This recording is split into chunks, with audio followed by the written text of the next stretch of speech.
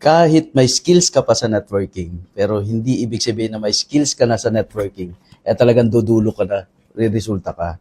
Ah, ito yung reason. Ito yung mga reason. Una-una, may mga networker kasi na ibig sabihin na pag sumasali sa isang company, ito yung mga networker na yung tipong ang gusto nila, masunod yung gusto nila. So, ibig sabihin, may mga networker na ang gusto nila mag-adjust yung company para sa kanila.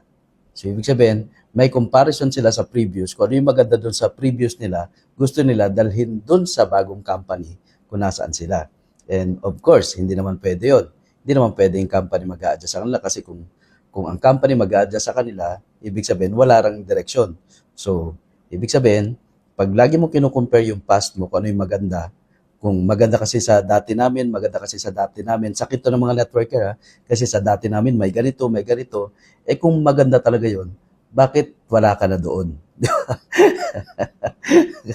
Kaya nga wala doon, di ba? So, ibig sabihin, ito yung mga tipong pala-complain at gusto nilang masunod sila. So, if I were you, magtayo ka na lang sa sarili mong kumpanya. Joke. Pangalawa, tampuhin, di ba? Demanding. Tampuhin, demanding. Skilled sila. Mayroon silang skills. Magaling. Magaling mag-present, magaling mag-close deal, pero tampuhin. Ibig sabihin, nasanay sila kasi may mga kumpanya kasi na yung mga networkers, inaalagaan nila, binibigyan nila ng allowance, binibigyan nila ng panggalaw, ng ganun.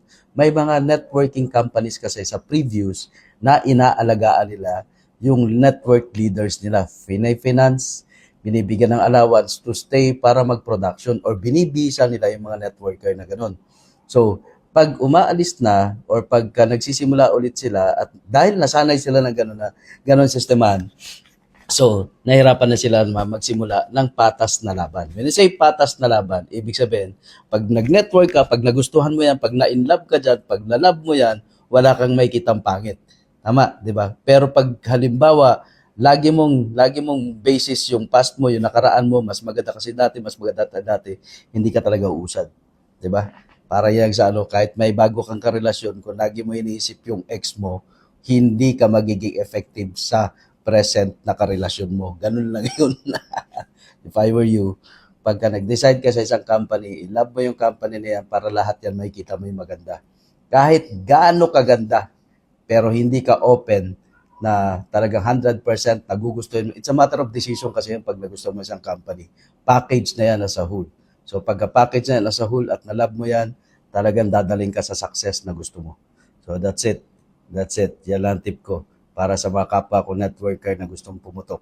Humble down, makinig ka, reset, and ikaw dapat mag-adjust kung may pinasok ka na bagong company mo. Okay? That's it. This is LPG. Sabog ang future mo.